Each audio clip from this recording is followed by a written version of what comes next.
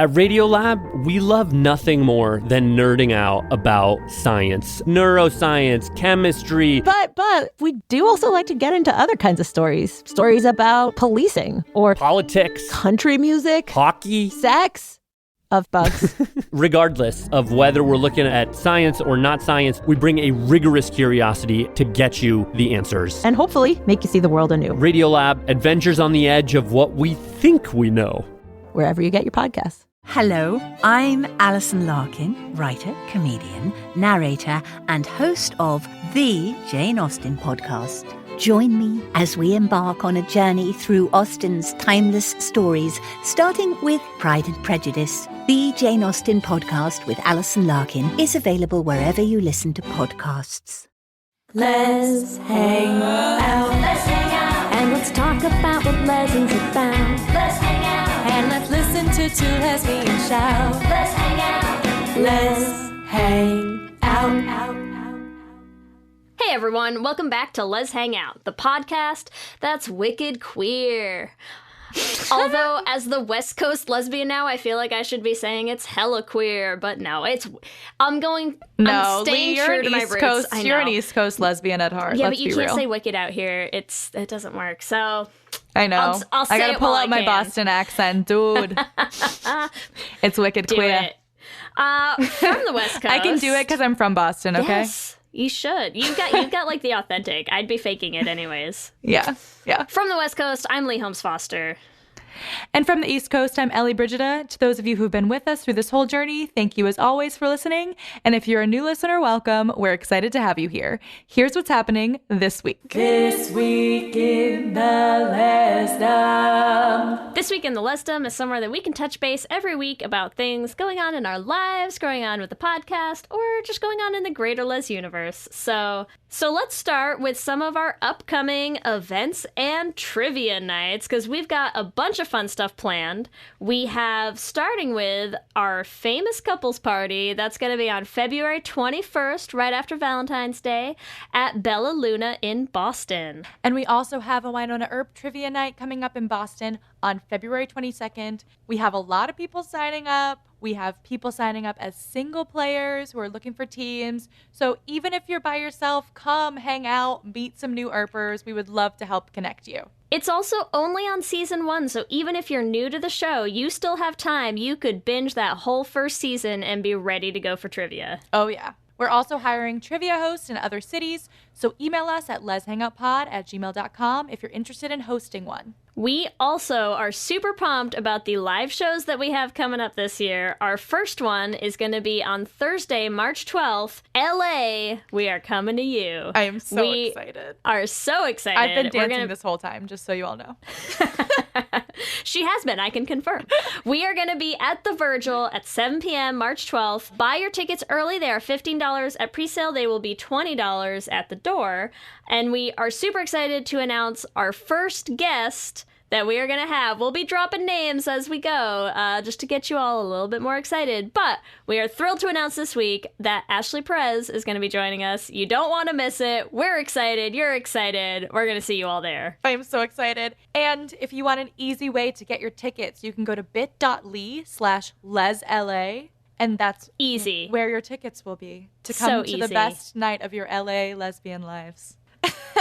We also have our Toronto show coming up. I know it is much further in the future, but you need to plan for it. Friday, July 10th at Burdock Music Hall in Toronto. Starts at 6:30. And you do want to plan for it because they are $16 for tickets only until this Friday. And then after, better get them. They're going up to $20, so you better get your tickets. Karen Knox and Gwen Cummin are going to be our guests. You know it is going to be an absolute riot. So make sure you get your tickets at bit.ly/LesToronto, and we're going to have a blast. There you go. In the greater Les universe, there's also been a lot of stuff going on right now. So the first one, we are going to not dive into any controversy about the ballroom world or any of that, but we do feel like we should mention that Jamila Jamil came out as queer recently, somewhat under duress, I think, but, you know, we still think it's really important when you have women of color coming out and sharing their queer identities with the world. I know that that's still a really big deal, and I know that for a lot of our listeners listeners that's really important. So we just wanted to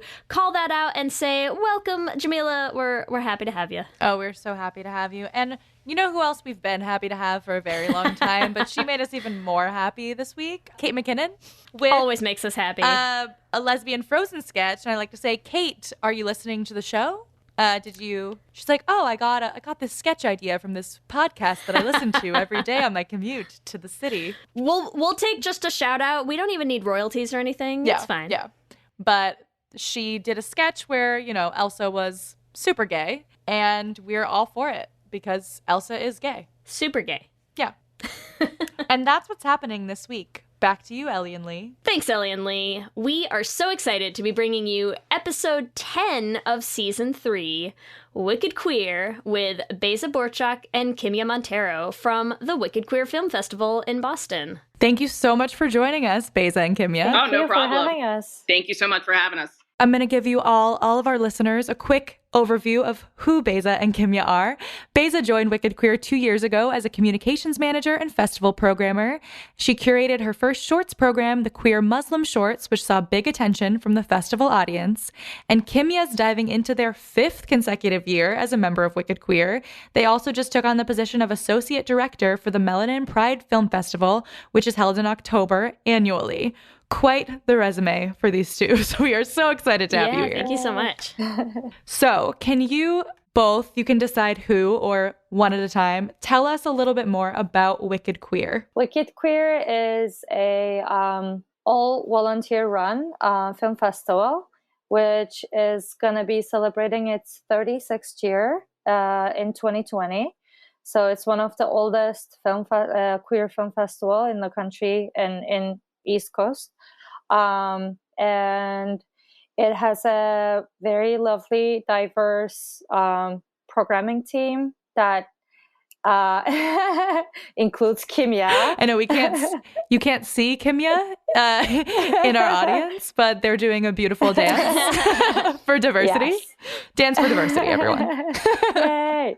And we gather every year around July or August and start getting submissions, and then we watch films. I was going to ask you, how do you decide? That must be a lot of media to watch. For me, it's been kind of like a process. Like I was really, I think, a little nice the first year. And I remember my executive director being like, girl, and I was like, not a girl, but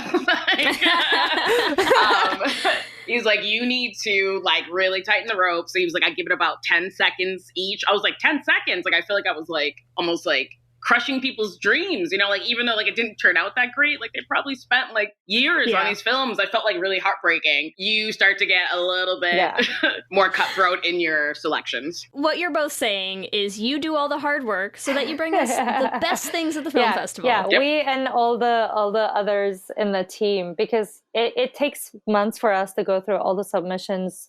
We just like do the last call around January, February, usually when we decide on like we gather in a meeting and just like clash ideas and all these like different charts and schedules and everything to pick things and put them all up together. It's a lot of work, but it takes a village. How many volunteers are working with Wicked Queer right now? I think in the immediate team, we have about 10, 15 folks. I mean, it's a lot of people, but it's not really that much for the amount of stuff you are watching. Jeez. Yeah, everyone watches a lot of things. And then we gather maybe like once a month. And then in January, we start gathering like twice a month or maybe more to go through things. Actually, we really start meeting on like almost like a bi-monthly basis starting as early as July. It's about like an 8-month-long process to put together the film festival every year. So you really have to like everyone on your team, right? For all of that. No, you're like, no comment, but it's like a family. We have our things.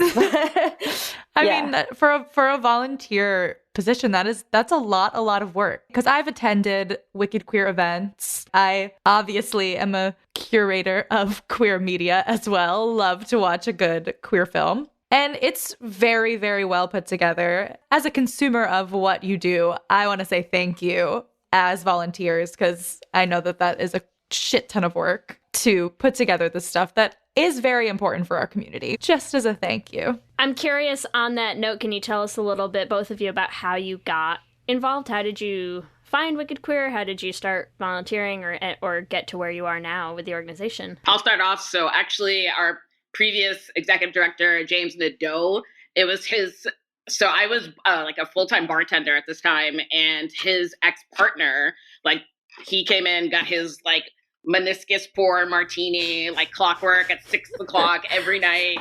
And we got to know each other. And one day he was like, I want you to meet my partner. And I was like, I don't really know if I'm into that type of party like today. But,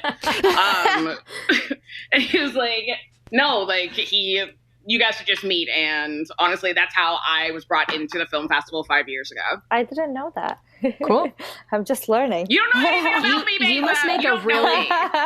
Yeah. You must make a really good martini, Kimya. They're really good. I do. For me, I'm originally from Istanbul, Turkey, and I was here as an exchange student for like a year in 2011. And Queer Film Festival was the first thing that I looked when I came to Boston. And I attended as like back then it was Boston LGBT Film Festival, and I attended as an audience. And then I went back home and then came back for here, like moving for good. And Wicked Queer was my first project to just be part of. I love films and everything, and I always wanted to be part of a film festival. And I didn't think that it was going to be this easy, but they were super easy. Yeah, I came as like a volunteer, just thinking that I would be ushering people, and then I found myself as like communications person the next day. Okay. But like that's all because I think the team is really welcoming and kind of trust people and their interest, and kind of like really encouraging as well.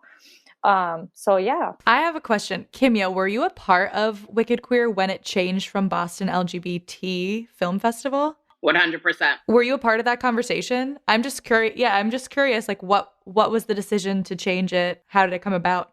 So actually, it changed like going into my second year. I was very vocal about that LGBT Film Festival being a very like stagnant title. I thought it was very dated. I thought honestly the film festival in general was very dated, and I wouldn't say like I was the main reason that it switched over to Wicked Queer, but I was very vocal and very behind that argument of I thought queer for me, that was the first term that really made any sense for me, kind of like coming into this community.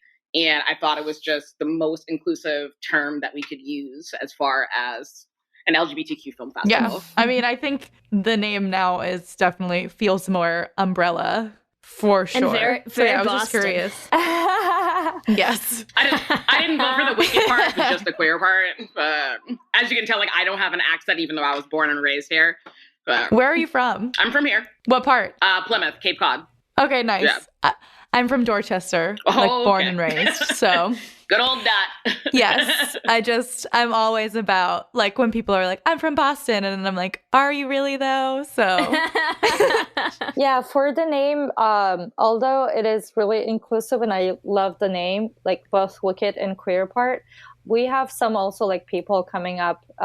In last film festival, I had this lady coming up to me and she was like really sad about the name change and she didn't like queer. Yeah, there's definitely a generational aspect to it, I think. I love the name, but we also get some like, why did it change and blah blah. Well, we get that as well, honestly. I mean, we have certainly gotten you feedback. Can't please everybody. You can't. And I think it is something that, especially for kind of like our generation and younger, I think queer is a very inclusive umbrella term.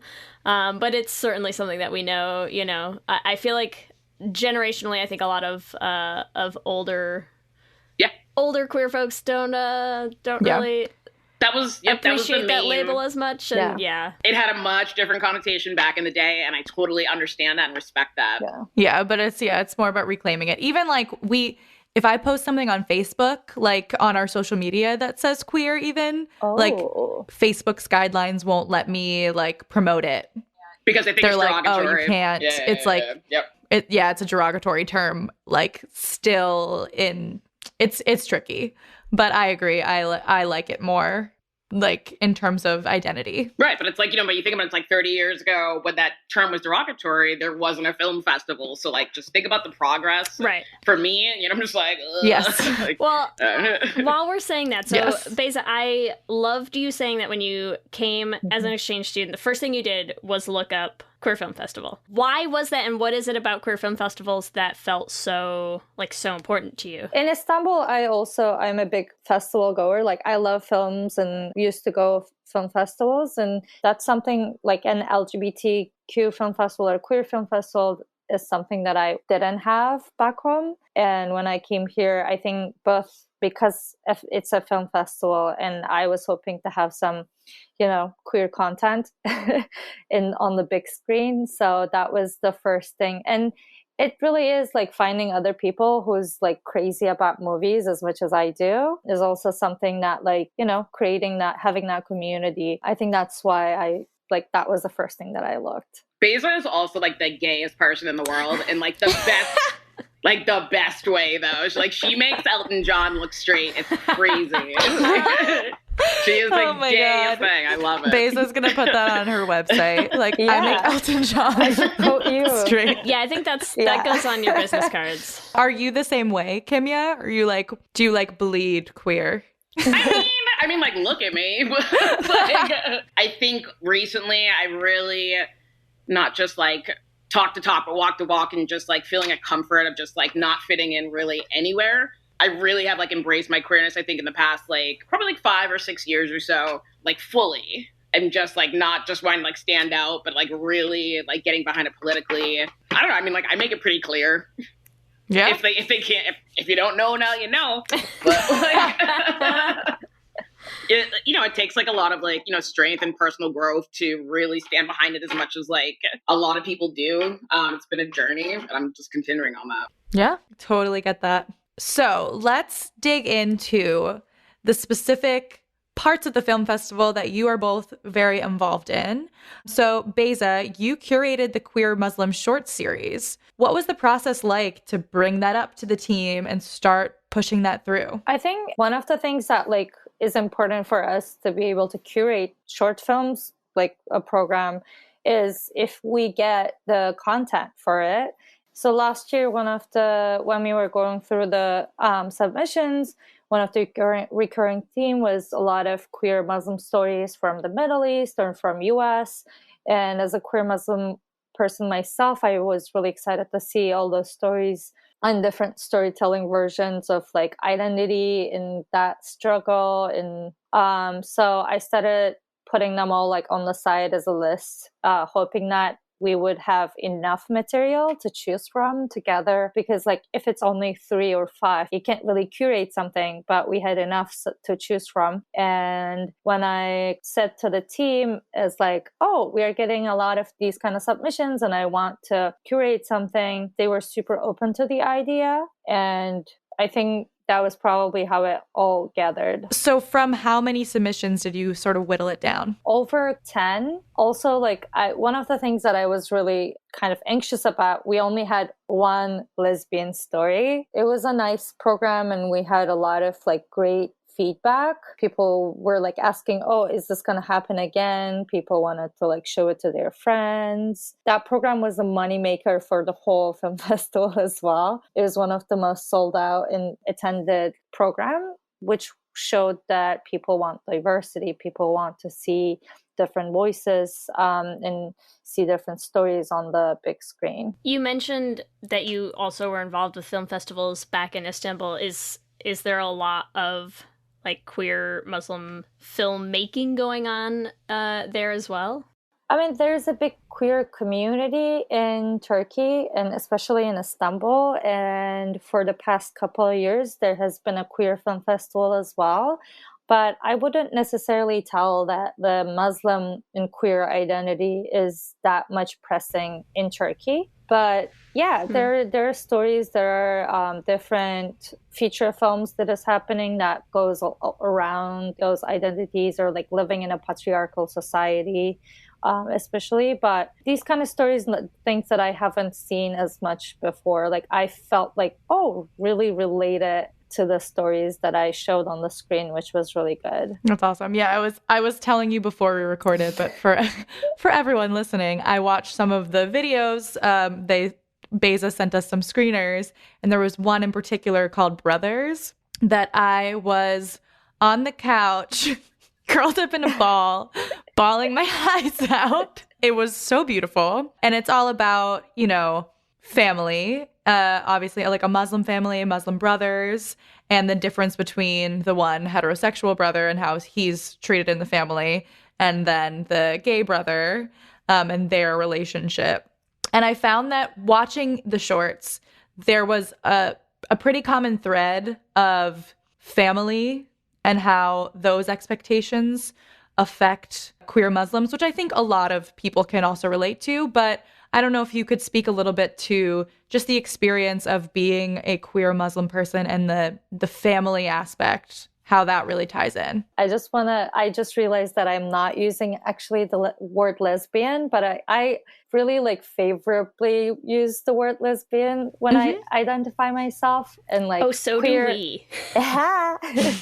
Surprise. Yeah, I did this like Lesbians United poster for this Pride with like lesbian on it in 40 different languages. So that's awesome. I identify as queer as well, so I use them interchangeably. But I think in Middle Eastern or like that side of the world, or like Muslim culture, family is really important. I think queer identity is really hard to handle. Like LGBTQ identities are really hard to handle in Muslim culture, and also Middle Eastern culture, which is really patriarchal, regardless of religion as well. And it's just like there's a shame attached to it, and your relationship with your parents and elders are really important as part of the culture. So you can't really like deny your family and like go like, I'm this, like you want to keep that relationship. So it's just creates a lot of like identity crisis and like, what am I going to do situation. I think that's why probably. And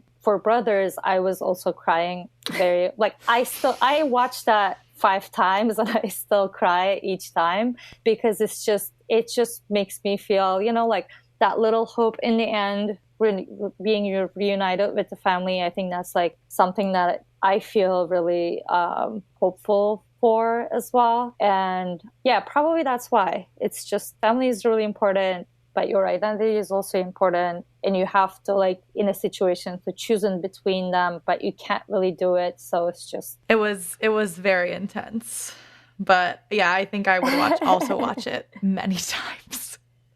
I mean, it's the same with the other, a little different, but You Deserve Everything, which is more about marriage, right? And those expectations. Do you see any like parallels between your experience as a QPOC and the Muslim experience? I mean, individually, I think, Beza and I have, somewhat similar, but somewhat pretty different, like almost like polar opposite experiences, almost in terms of the fact of like, I wouldn't want to, like, I have a very, very accepting family. However, being a person of color in Boston is far and away like challenging, to say the least. But then I would never want to like really experience that, what Beza has to go through of like literally kind of like having to not like live like this lie, but really having to like keep this huge part of her life. It really is like everything about her like separate from her family because of cultural standards. And I think me specifically, me coming from my specific family is not like definitive of the Black community in general, because I do think that being queer is very taboo, and I don't think it should, as much as I don't think it should be, that is really just a fact. So like my specific experience is not really like a blanket experience, if that makes any sense. But that's why I have put so much time and energy and thoughtfulness into this QPOC program, because this visibility means everything to me. Like what particular, like on screen, what visibility to you was the most impactful? Like, was there one movie you saw that you were like, this is so like me on screen? I don't know if I thought it was so much me on screen. I did the opening short, Ladies' Day, which is the British short, which, it's super fun. It was really light. it resonated with me, like, like the Black experience, especially like the experience of going to a hair salon.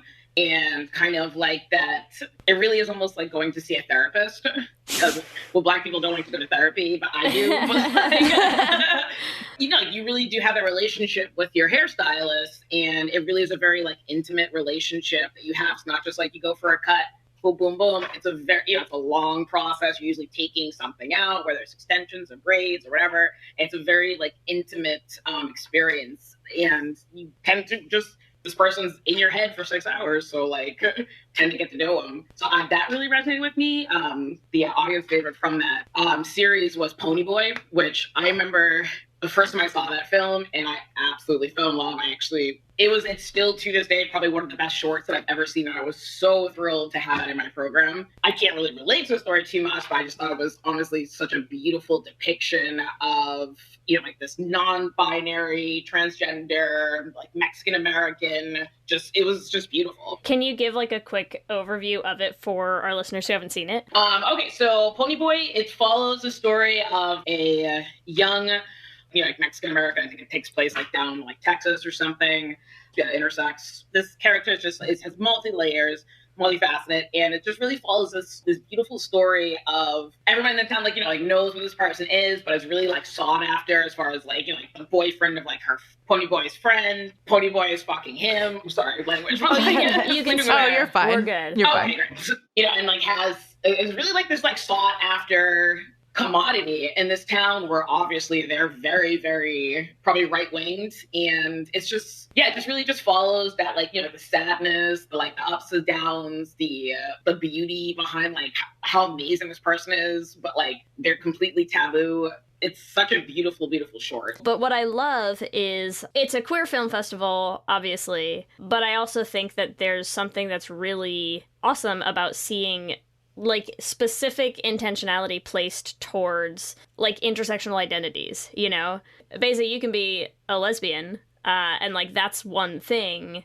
but it's not enough to just say like, okay, so like cast me in a movie and like I'm also a lesbian, but like that's not gonna be the representation of you that you're looking for, And I think same thing for you, Kimya, is like, what you're talking about in terms of like your specific experience as a queer person of color. But I think something that's also very true for a lot of people, like, non-binary identities or any sort of like gender fluid identity, that's not really as common in a lot of like even, especially like the big mainstream queer mainstream media. Lesbian films. So I think there's just something really awesome about having like, really dedicated spaces for like being more specific about also other things that play into what is our identity and like what shapes us and like frames our stories, No, it's really interesting you brought that up, because like honestly in this past year I think I've kind of like almost found somewhat of like an answer to that, because like a lot of people like are just like, oh, there's not really like a lot of like non-binary people of color, and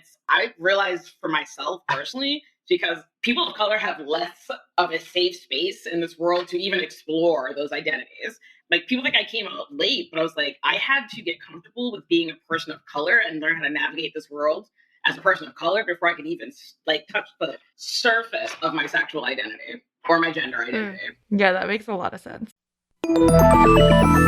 With something like 5 million podcasts, finding a really good one can take a ton of time. So let me recommend one. It's called Something You Should Know. I'm the host, Mike Carruthers, and in each episode, we discuss topics that can be really helpful, like how to read people better, the psychology of crowds, or fun things like the story of Legos, or why you probably wouldn't be here if it weren't for horses.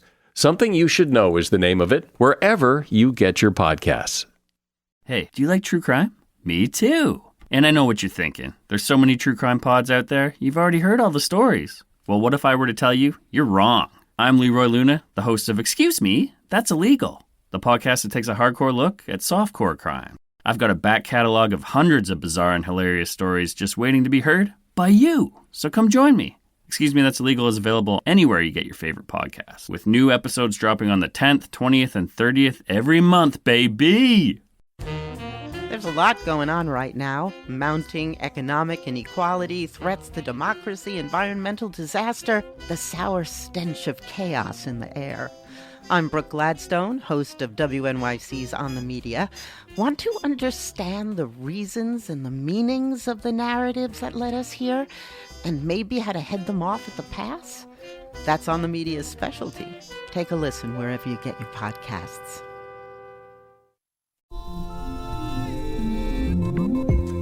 You come to the New Yorker Radio Hour for conversations that go deeper with people you really want to hear from, whether it's Bruce Springsteen or Questlove or Olivia Rodrigo, Liz Cheney, or the godfather of artificial intelligence, Jeffrey Hinton, or some of my extraordinarily well-informed colleagues at The New Yorker.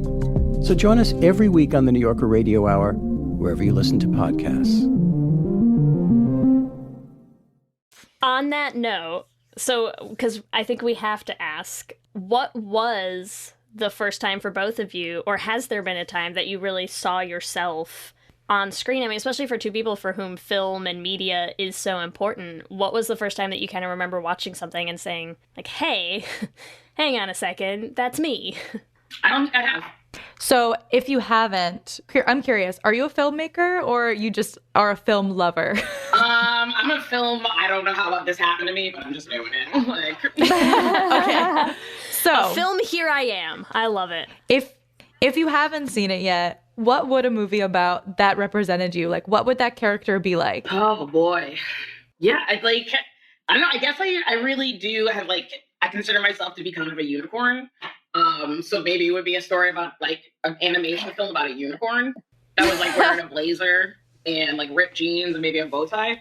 It is not a movie, but there's a kid's book that sorry. So I have two kids now, and so we're kind of in this huge search for books, kids books that are super inclusive and covering a lot of topics. But there's this really awesome book that you should totally check out. It's called Not Quite Narwhal by Jesse Sima. Okay. Sima. I'm not sure how the name is pronounced, but it's called Not Quite Narwhal. It is the cutest thing that I think I've ever seen. We walked past it in a Barnes & Noble. It's about a unicorn who is raised by narwhals. All the way back, okay?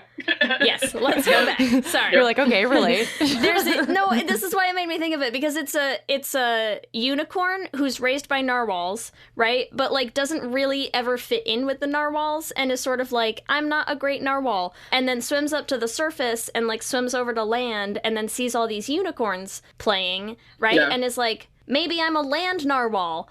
And totally kind of fits in a little bit with the unicorns as well. But what I love about it is it's not like the unicorn goes and finds other unicorns and then is I'm just a unicorn. It's kind of but maybe I'm also a little bit a narwhal. That's right. Also a land narwhal with the unicorns, but maybe I'm a little bit of both and I don't really have to only be one or the other. But it's also it's really cute. It's really well illustrated. It has no real bearing on this other than you just said that, and it made me think of it, and it's really adorable. No, that sounds really, really actually dead on.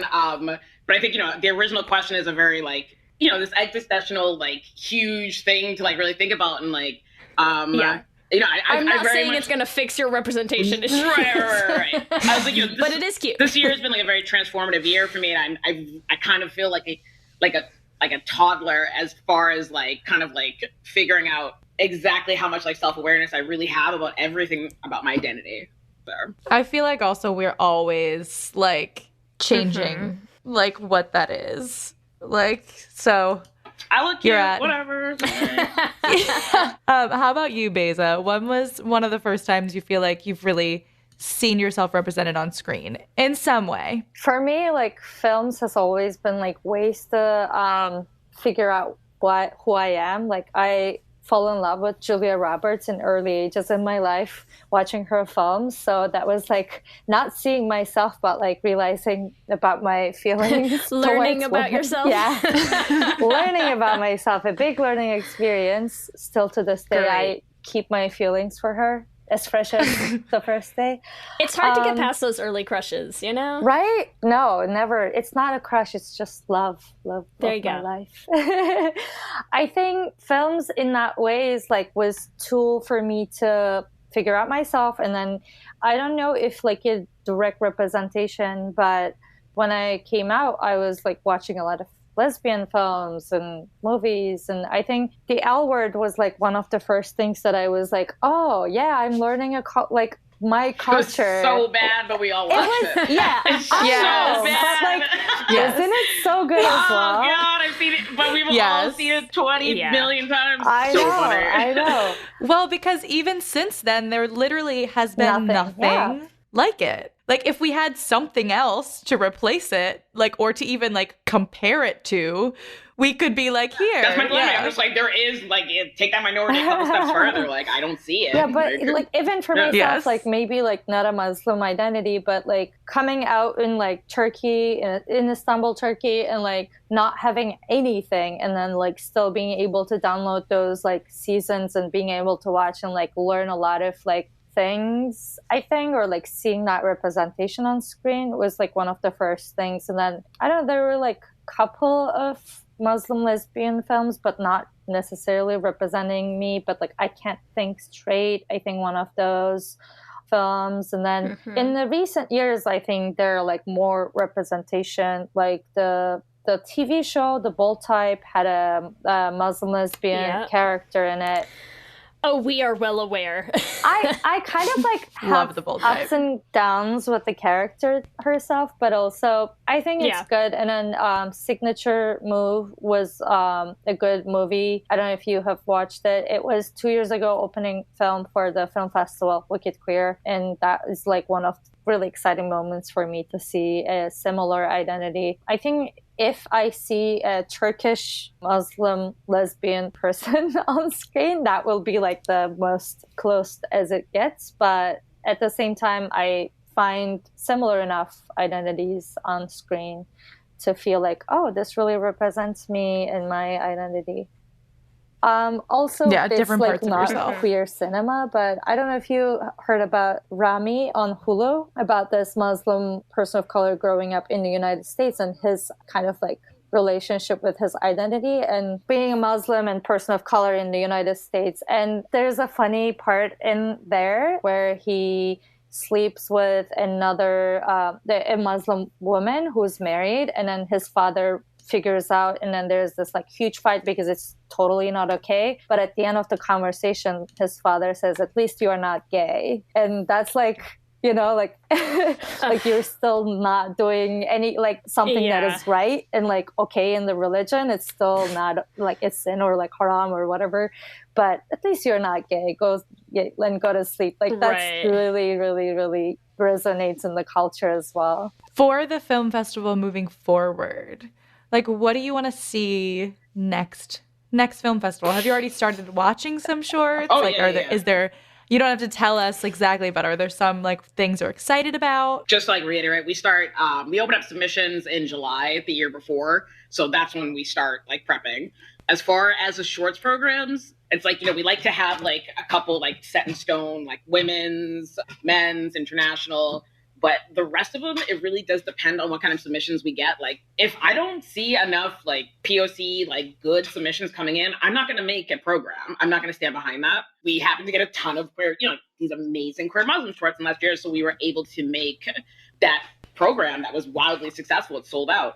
So was the QPOC program, but it's not, because that pool that we're picking from as far as our submissions and the availability of good shorts, these kind of miscellaneous shorts programs are not a guarantee, unfortunately. I hope we continue to get really good QPOC films. We had another program called Senior Moments for Elders last year, and it was amazing. But it's like, that's not a guarantee. But also that name, though. Isn't that adorable? Love it. It's the best thing ever. Like, that's the greatest. Jojo, our coworker, he is like the king of dad jokes. So he came up with that name. And I was like, that makes sense. Look, we have a podcast called good. Let's Hang Out, and we always say, like, our aesthetic, every episode is like a pun or something. Like, we always say our aesthetic is like lesbian Blues Clues. Oh, so I am so here for that. So here for it. The dad jokes, yeah. Blues Clues! Okay. I have a question for you as you're talking about that. So, number one, are submissions still open? Yeah, so we currently have 316 submissions, but we happen to get more after the New Year's. I think there's this like Berlinale, and there are a couple of film festivals. And if people can't make it those big ones, they happen to like send their submissions to us. So now it's like 300, but it's going to be more than 500, 600 probably. And we have a system, how we flag them, green, yellow, red, blah, blah, it goes and leave comments. So it's like we're gathering a pool of greens right now, and then yellows are like, I need someone else to watch. And then hopefully we'll get through all of them. And I don't understand the flag system 5 years later. I just say yes or no. I'm like, yeah. For the submissions this year, I think making the diverse programming had like kind of like its own fame. We're getting a lot of queer Muslim submissions this year, and also like, of course, we're not limited with the submissions. We can always go and like look for other film festivals and like send emails to films if we want to curate them. But because we're not that big of a team, and like our time is like, we have full-time jobs, so like usually it's not really possible for us to like go out and seek more. But with the ones that we got, I think we will have good programs this year as well. We're getting a lot of Asian films this year, a lot of films from Thailand. Mm-hmm. Yeah. We didn't even get to talk about Tomatoes and Eggs. Oh, yeah. Actually, that one wasn't like nobody really wanted me to put that in the shorts program, and I was like, I love that film. Like, I loved it too. That's just really random because like Katie was like, I hated it. Like, who's our director of programming, and I was just like, Katie and I either see eye to eye or like we don't get along. No, Katie's one of my I'm actually at her house right now. She's like, I'm right here. Yeah. Sorry, what did you want to say about Tomatoes and Eggs, though? I think like there is, we've done a whole episode on Saving Face. Yep. Do you know that film? Mm-hmm. And so like there's also, I think, very limited like Asian LGBTQ rep. Yeah. But same thing, like the familial thread is like very strong with that as well. So that Tomatoes and Eggs reminded me a bit of some of the other Muslim shorts. Mm-hmm. Like there's, I think, a few cultural similarities. Obviously, it's not completely the same. But yeah, and I just thought it was such an interesting story of like gay daughter, gay dad, and like the way that they interact with each other. Well, I mean, like, especially a lot of like Asian-speaking countries, like, they come from this like collectivist society where like it's just about, it's more about, instead of making themselves happy, it's like, how can I make my family happy? And like that kind of trickles down. So like from a cultural standpoint, I really get it. And it's just like, it's really like, instead of like living my life authentically, it's almost like I need to put my family first. And I really understand that. Like, I really don't have like a lot of like American values or like morals or ethics as far as like American. I think more generally speaking, probably like more like a person from like a collective society. So like, I get it. Mm-hmm. I think that theme, you mentioned there are differences, but I think it's probably really close to Middle Eastern and Muslim culture as well, as far as family goes, and those relationship goes. And like, you're representing your family, you're representing your family's honor, especially females, and it's important to make them happy rather than like you being happy without the family, kind of.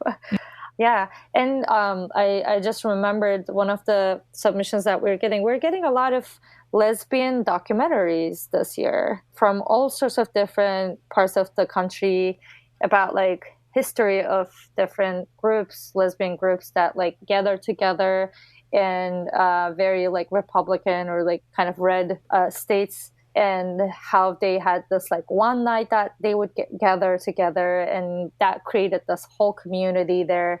There are like a couple of documentaries like that, and if it's gonna happen, we will do 2 of those together at one screening, because last year Dykes Camera Action got a lot of attention as well, and it was like one of the screenings, and it was also the screening where I got the person complaining about our name. But still full circle.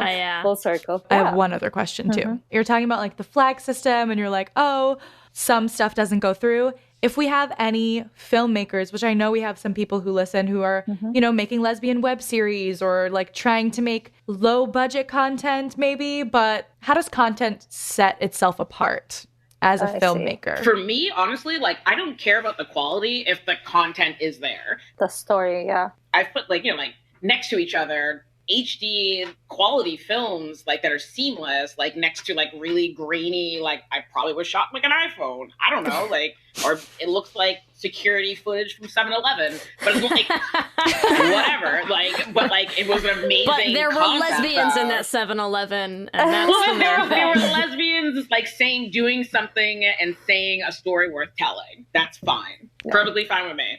I agree with Kimya on that too, and I think like, if the story is really powerful, but like if there's a problem with the sound or something, we always like write back to the filmmaker and say like, can you just fix this? I think on top, if like the acting is bad, like we get like really high quality, production things, and then the acting is just so bad. You can't even go through it. And it's just like not worth to have but it. We also do feature like every year a different web series as well. So you kind of like specifically mentioned that. And it's like, so if anybody has a web series out there, contact us because we always choose our favorite web series to showcase every year. We have some people we can send your way. Yeah. Katie, our programming director, she's most like really interested in web series, and she goes out of her way and like out of the submissions and find content online.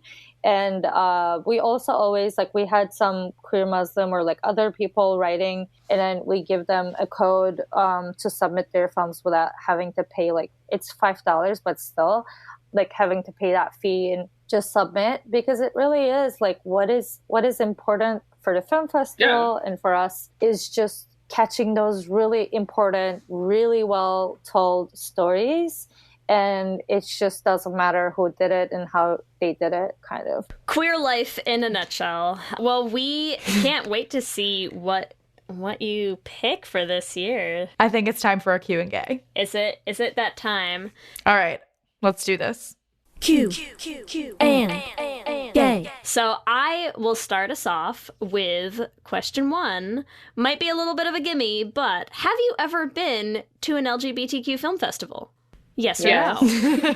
You're like, we planned the whole thing and we don't show up. I try not to. You can see Kimya on that week, All right, question number 2. And you can do a write-in for this as well, but I just have a few options. So what's your favorite QPOC film?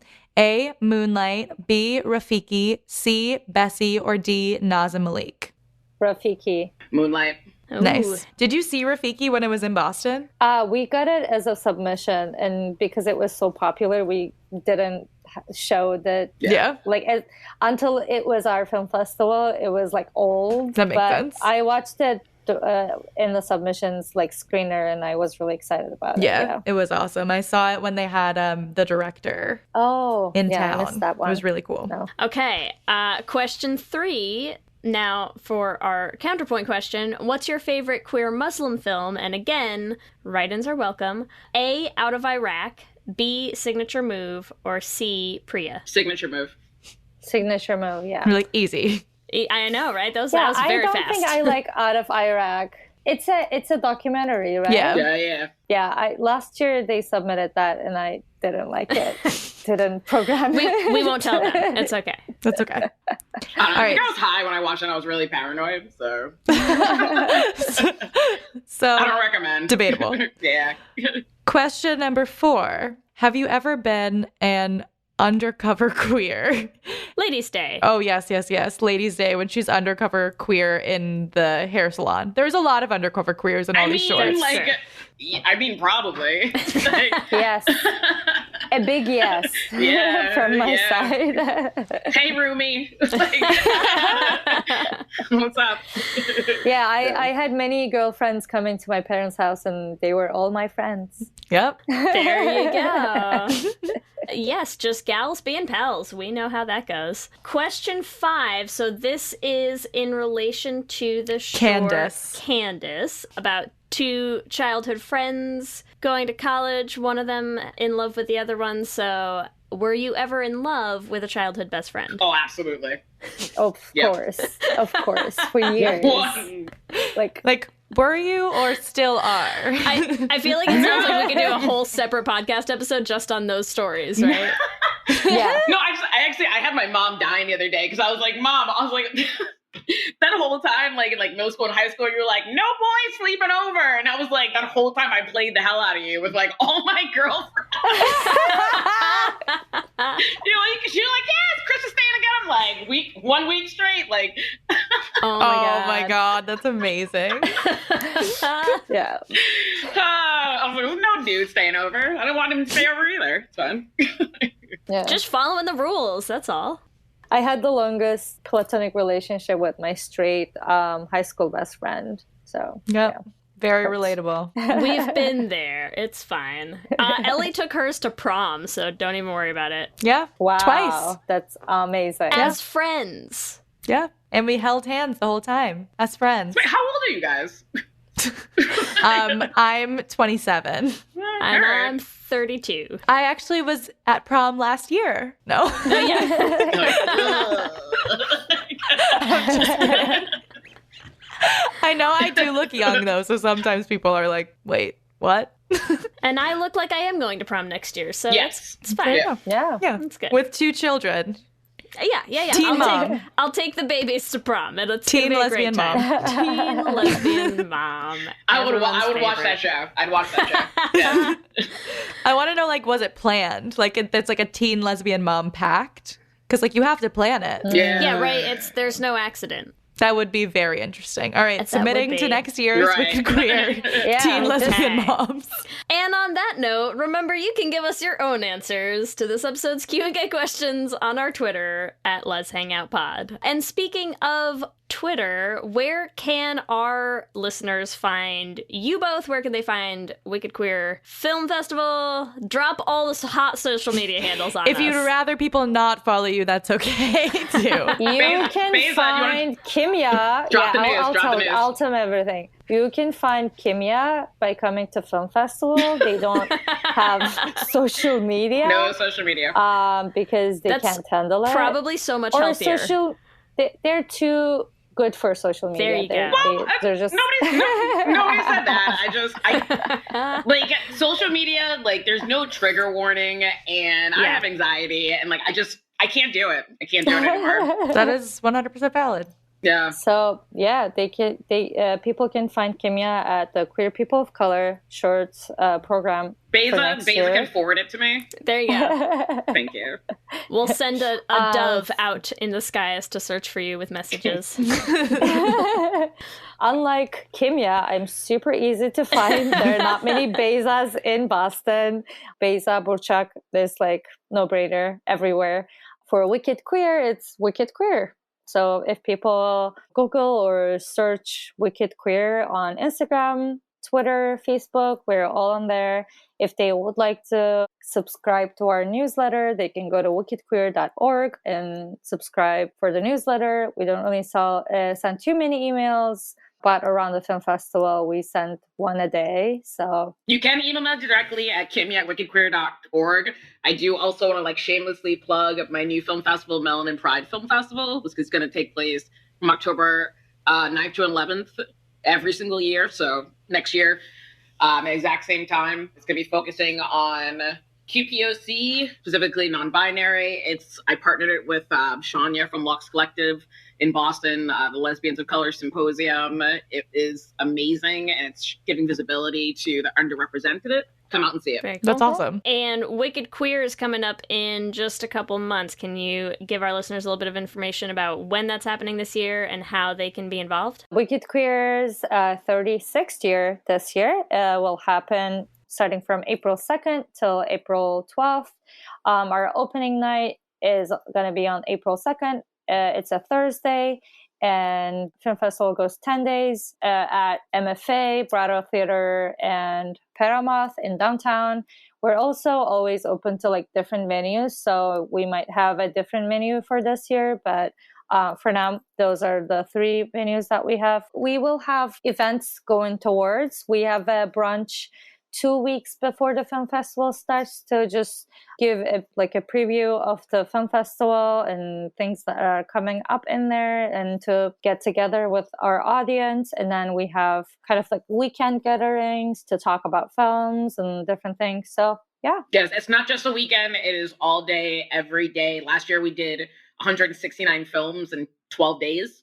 If you got a day off in the middle of the week, like if it's during that block of time, there's going to be plenty of films to come see. So come on out. Yeah. Thank you so much for hanging out with us. This has been awesome. Yay. Thank you guys. This was fun. Let me hear you say hip, hip, hip, hip, hip, well, yeah. We love hearing from you and building our community, so we want to shout out some of our favorite things each episode. I would like to personally shout out this incredible life coach on Instagram who came to our Denver trivia night and DM'd us saying they made a lot of new friends and they all made plans to snowshoe together, which is the most Denver thing they could ever do. It really is. But I'm just happy that we can get some queer folks together to go snowshoeing. So I hope you have a wonderful time and send us pics. Yes. Oh my God, please. We also wanted to shout out listener Daryl, who emailed us a video so inspired by our Cadet Kelly episode, emailed us a video of Christy Carlson Romano watching herself back in Cadet Kelly, which was just perfect. Amazing. You should check it out. We also would like to thank our Lesbian Jesus patrons, Lizette Stye, Tanya Ferguson, Jess Klaus, Danny Griswold, Sarah and Julia, Carrie Ann Lawrence, Mark Foster, Danny Gunlock Tamora, Sammy Walsh, Audrey O'Connor, Wendy K. Bartlett, and Brittany Ray. And as always, we have to thank our faves, King Princess patrons, Kayla Kelly, and Amy and Ellen. I actually just went to a King Princess concert last weekend, so I'm feeling a lot of King Princess love.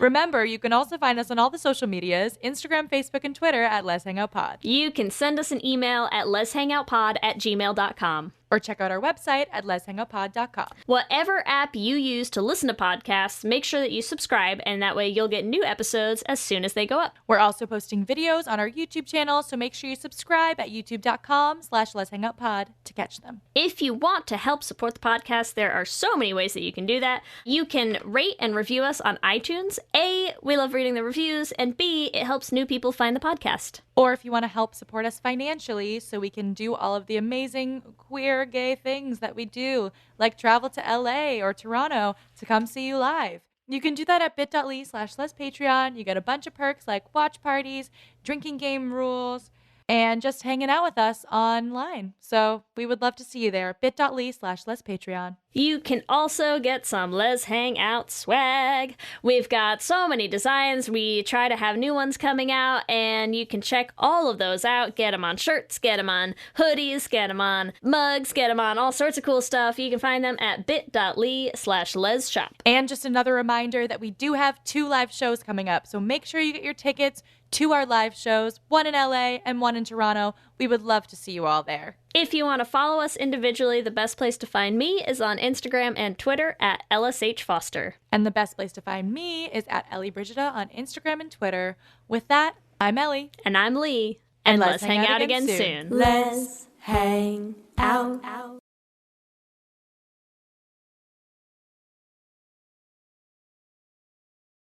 What's up, everyone? It's Noah Daniels. Hey, y'all. I'm JJ. Hey, guys. It's Kat. And we're your hosts of the Real Hauntings podcast, where we bring on guests who share their first-hand encounter ghost stories and supernatural experiences. Now on to the trailer. I've been warned to not tell this story, but I think because of the way it ends, it's okay to tell this story, because some people say that with certain entities, to like speak of them or talk about them or in any way like portray them as powerful will attract them to other people. The creepiest thing about it to me is a lot of times it would wait for me to notice it. Like it would just lay its arm out like this, and then I'd be like, where is it? Where is it? And then I'd see it, and then it would just slither back.